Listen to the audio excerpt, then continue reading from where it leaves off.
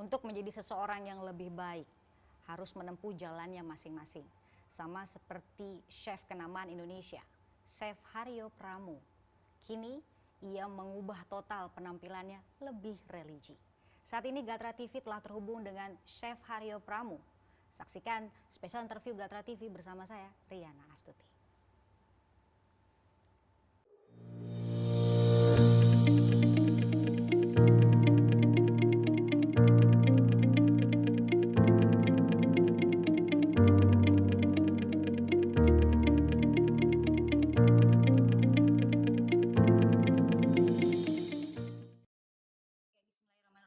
Assalamualaikum warahmatullahi wabarakatuh. Chef Haryo, apa kabarnya? Waalaikumsalam warahmatullahi wabarakatuh. Kabar baik, sehat saya di sini. Alhamdulillah, alhamdulillah. Alhamdulillah. Chef, ini sangat menarik perjalanan hijrah dari seorang Chef Haryo dari katakanlah pemasak handal yang kemudian hijrah. Ini gimana sih Chef ceritanya untuk memutuskan hijrah? Ya, yang dimaksud hijrah di sini adalah berpindah tempat dari satu tempat ke titik lain ya, dari titik A ke titik B. Sebenarnya begini, kasus hijrah kasus seperti saya ini banyak sekali dialami oleh orang-orang ya. Jadi bukan sendiri sebenarnya. Saya ini orang yang pandai dunia, tapi bodoh agama. Jadi terlalu sibuk mengejar duniawi, dulu karirnya, pekerjaan, kemudian hal-hal yang, ya itulah, hal-hal yang sangat duniawi banget, bekerja, berteman, kemudian berbisnis, kemudian bergaulnya itu pandai, tapi ketika ditanya hablum minallah, bodoh dia, nggak ngerti apa-apa. Nah, disitulah terjadi gejolak jiwa ya, ini kok saya mengalami kekosongan hidup, hampa hidupnya, kemudian ada uang tapi nggak bahagia, ada motor bagus tapi tidak bahagia gitu ya. Nah, itu yang membuat saya memutuskan untuk apa namanya, total dalam berhijrah. Berarti ada yang salah sama konsep hidup gitu loh. Kayak misalnya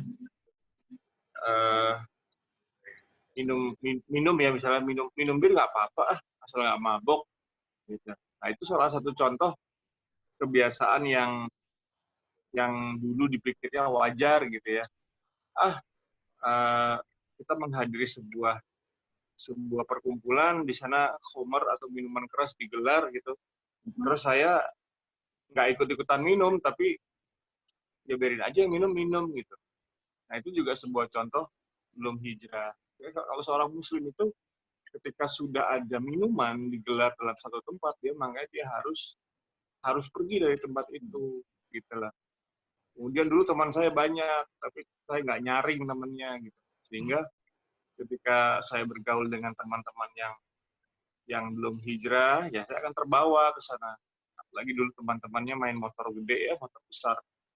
Saya tidak menyalahkan orang-orang yang motor besar, tapi kebanyakan orang-orang motor besar itu kan sombong-sombong, arogan-arogan. Kita tidak sombong, tapi kita terbawa menjadi sombong karena kita bergaul dengan orang-orang arogan. Gitu. Nah, kira-kira begitu, Mbak. Jadi, sekarang begini, kalau mau berbuat baik, ya berbuat baiklah total.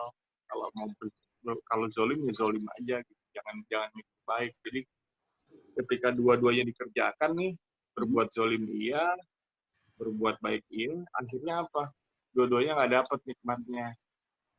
Sebenarnya Islam itu, Allah itu kan baik ya, Maha Pencipta kita itu baik. Rasulullah itu juga baik. Rasulullah SAW, Nabi kita Muhammad itu kan orang baik. Sebaik-baiknya makhluk. Sudah mencontohkan lagi perilakunya. Ya kita tinggal contoh beliau gitu. Karena kalau kita sudah bersahadat, kita sebagai orang Islam, ya kita hidup seperti yang dicontohkan oleh Nabi kita, Rasulullah SAW. Masya Allah, kita punya contoh, kita punya role model. Gitu. Role model kita bukan rock and roll, bukan bintang-bintang Hollywood, bukan jaket kulit jeans robek, tapi ada Rasulullah yang memang kalau kita baca, kita dalami, beliau ini Masya Allah gitu ya. itu contoh sebaik-baik manusia.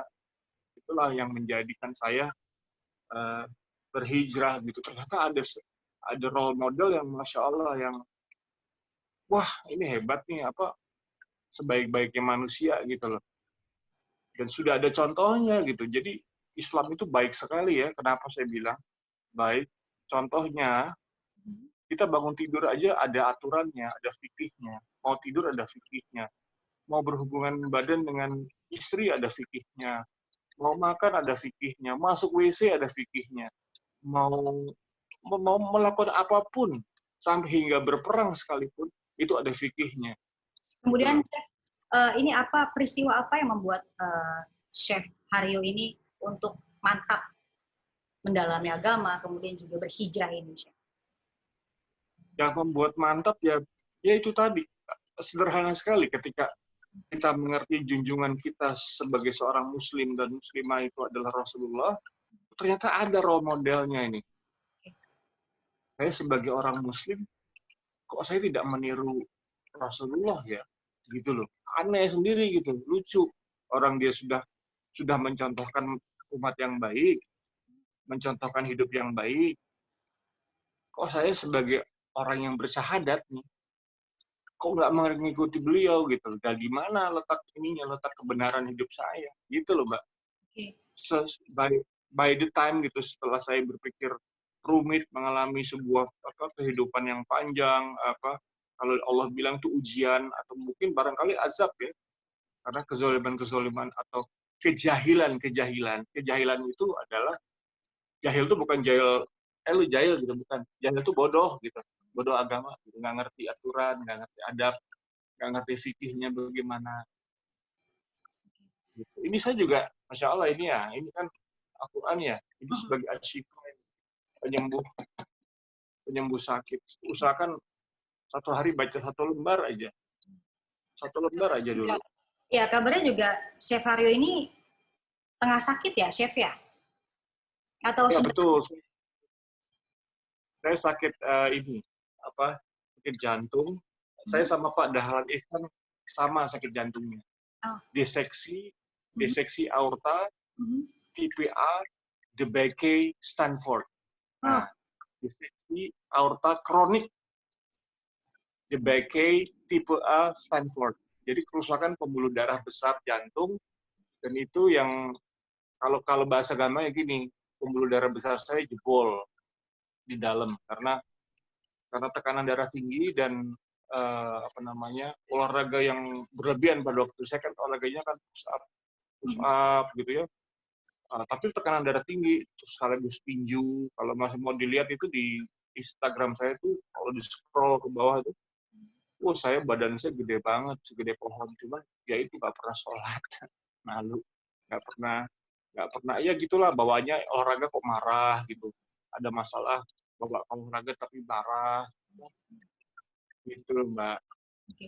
Apakah dari hal itu juga yang menjadi alasan juga untuk bagian dari kata mantap untuk berhijrah atau mendalami agama itu juga? Menyadarkan. Ya usia. Jadi sakit itu ya begini. Aku akan berikan sedikit ketakutan, kelaparan, kekurangan buah-buahan agar engkau takwa kepadaku. Karena kalau kita dikasih sehat, kita dikasih kesehatan saya mungkin tidak akan ingat Allah gitu tapi karena saya diberikan bekal sakit ini saya jadi ketika sakit ya jadi merasakan syukur ternyata bersyukur itu dengan sederhana gitu ya Mbak coba deh Mbak tutup mata deh 10 detik aja 1 2 3 oke Mbak saya kasih tas Hermes ya saya kasih tas Hermes 50 juta saya kasih baju harganya 25 juta, saya kasih mobil Ferrari, Lamborghini Countach. 10 detik, ada nggak artinya itu? Nggak ada. Nggak ada artinya. Nah itulah, saya belajar dari orang-orang tunanetra, bahwa yang dibutuhkan seorang Stevie Wonder itu bukannya private jet, bukannya mobil mewah atau baju-baju yang mahal, bukan. Tapi dia hanya untuk bertahan hidup, untuk makan, untuk bayar listrik. Itu Stevie Wonder loh, Mbak. Bagaimana dengan kawan-kawan tunanetra kita yang tukang pijat. Jadi kalau saya yang sekarang ini dulu berani beli berani beli baju atau katakan motor ya, ban motor gitu. Ban motor itu dulu 1,2 juta, sekarang 2,2 juta. Saya nggak tega beli itu. Saya lebih baik 2,2 juta saya beli ke orang buta gitu, ke orang-orang duafa. Atau sepatu yang harga 1,2 juta saya nggak tega gitu. Saya lebih baik beli yang 150.000 atau 200.000, tapi sisa uangnya itu saya berikan kepada orang duafa. Saya belikan beras kepada orang yang nggak bisa makan gitu, Mbak. Jadi banyak sekali kejadian-kejadian itu yang membuat saya itu menjadi cengeng gitu. Yang dulu itu nggak kepikiran gitu. Nah itulah ya muqallibal qulub sabit qulubi ala dini. Allah itu maha membolak-balikkan hati umatnya. Ketika ia berkehendak kepada umatnya, maka hati itu dibalik, Pak. Yang tadinya keras, yang tadinya tidak peduli dengan agama Islam, Allah balik itu bisa itu. Nah, itu namanya hidayah, Mbak. Ya. Hidayah. Seperti Mbak nih ya, insya Allah sudah pakai kerudung gitu. Nanti akan meningkat itu menjadi hijab, Insya Allah. sadar karena itu. Doakan ya, Nanti Chef akan ya. bertingkat. Iya, pokoknya dicari terus, Mbak, baca terus ya. Baca Al-Baqarah, baca surat An-Nisa, baca Al-Quran 1 lembar 1 hari. Kalau seorang muslim atau muslimah ini wajib dibaca. Ini yang mengajarkan ya istri saya, yang mengajarkan adalah guru saya. Karena ini penyembuh ini, asyifa ini. Kalau punya sakit apapun, bacalah Quran. Walaupun kita nggak tahu artinya, nggak tahu cara bacanya, kan ada latinnya, tapi dibaca. Gitu. Oh ya, Chef. Kemudian, Kabarnya juga setelah hijrah ini juga Chef dijauhi teman, kemudian juga sempat bangkrut ya, Chef ya? oh, kalau dijauhi teman tuh begini, yang namanya kalau kita sudah berbuat baik gitu ya, itu yang mudarat yang tidak sejalan dengan kita yang nggak nyambung. Jadi yang namanya maksiat itu tidak akan bersambung dengan kebaikan, nggak bisa berjalan bersama. Misalnya begini, aku sudah aku sudah lama tidak suka diskotik dan tidak minum ya. Iya. Ketika bercampur dengan orang-orang yang ke diskotik dan minum ya udah nggak nyambung gitu. Oke.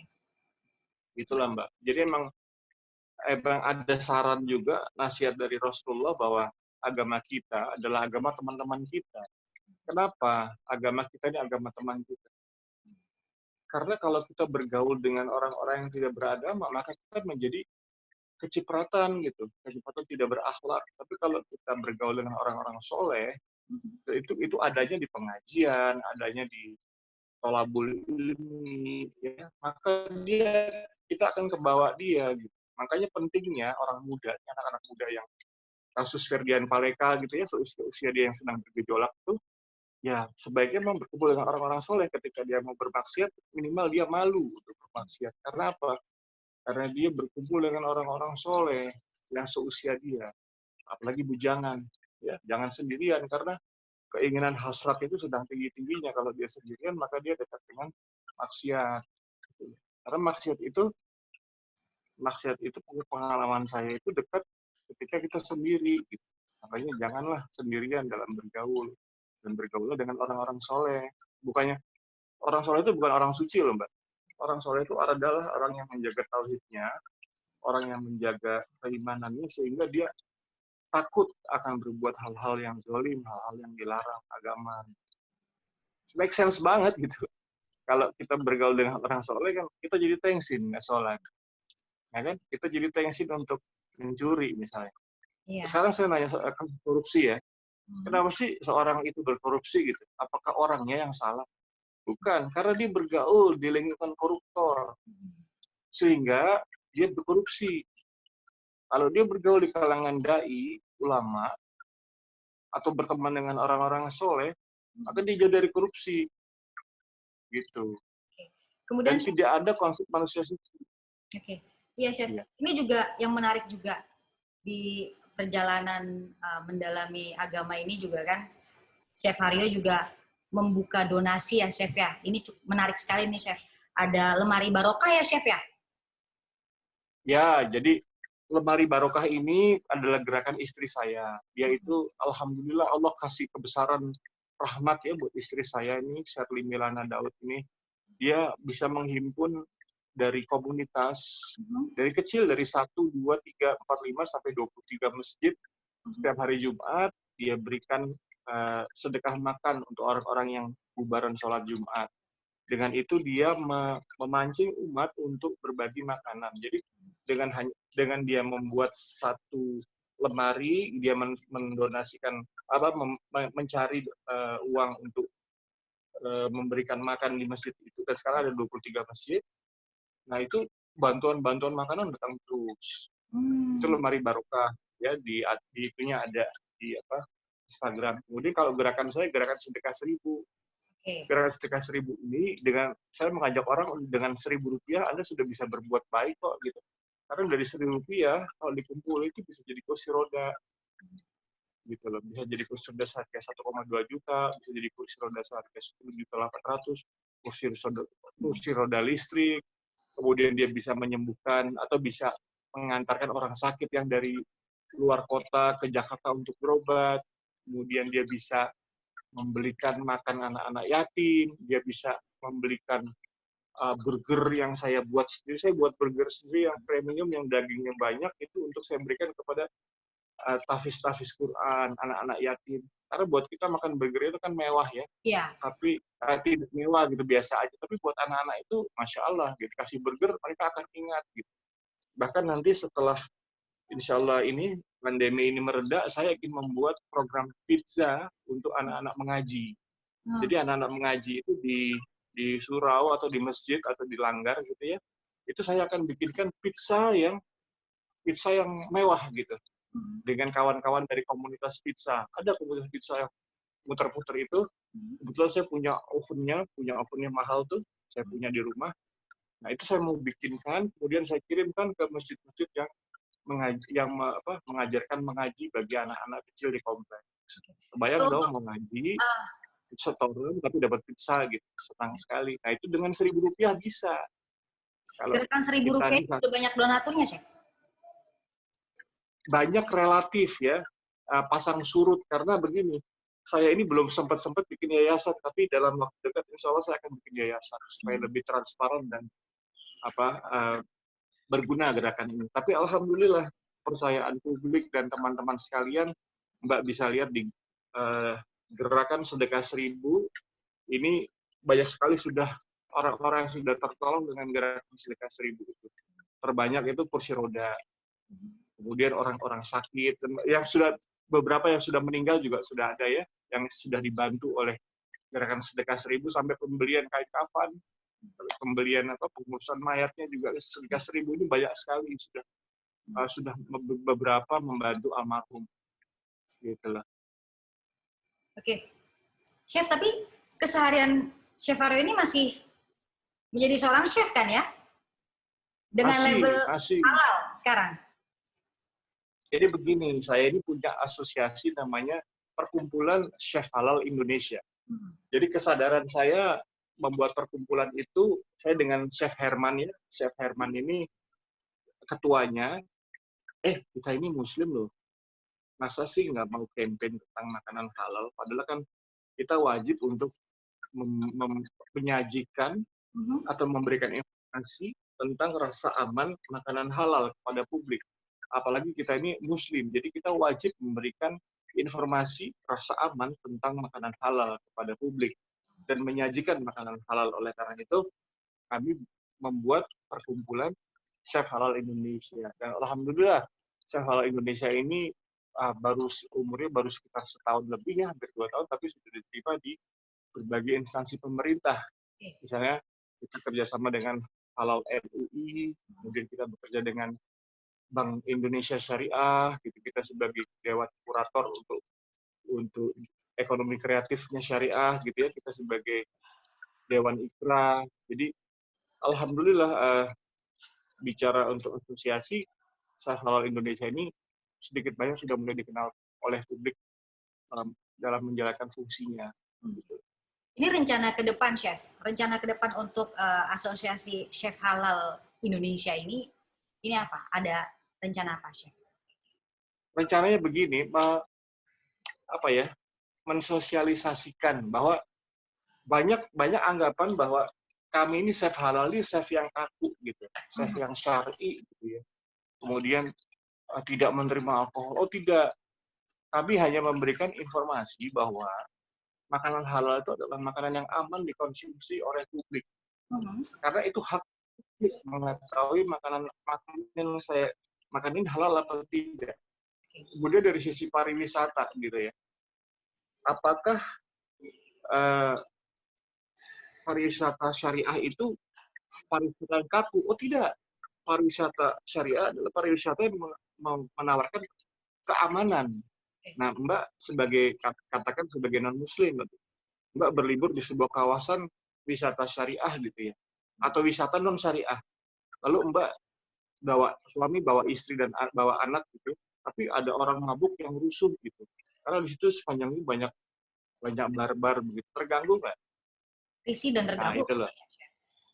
Masih terganggu kan. Nah, jadi kita tidak menyuruh mereka tutup, tapi kita memberikan rasa nyaman kepada publik atau kepada pasar yang membutuhkan rasa aman itu. Kalau misalnya sebagai muslimah gitu, aku mau makan dan ini makanannya halal nggak ya, mengandung babi apa tidak gitu, bahan-bahannya baik apa tidak ya. Nah, kami itu memberikan rasa aman itu, jaminan rasa aman kepada publik yang membutuhkan informasi tentang rasa aman itu. Dan itu terbuka bagi semua agama. Justru wisata syariah itu bukannya justru, kita contoh Malaysia deh. Malaysia itu wisata syariah ini jalan banget. Di sana ada judi, ada. Di sana ada panti pijat esek-esek banget, ada. Tapi dilarang masuk bagi muslim. Coba, Mbak ke Genting Highland, ada tulisan tempat judi terbesar gitu. Tapi bagi umat muslim dilarang masuk. Ada himbauan itu ada. Kemudian restoran di sana, halal dan tidak halal. Kenapa enggak? Kalau seorang pengusaha dia pede dengan berjualan makanan yang tidak halal, informasikan tidak halal. Karena apa? Dia menjual bir di sana, dia menjual daging yang tidak halal dalam koridor Islam. Apakah itu boleh? Boleh, karena Rasulullah itu hidup bersama Muslim.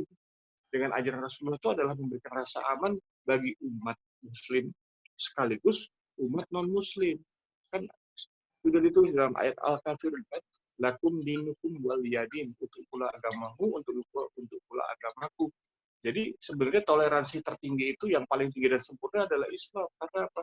Membolehkan makanan haram itu bersanding dengan ekonomi syariah boleh.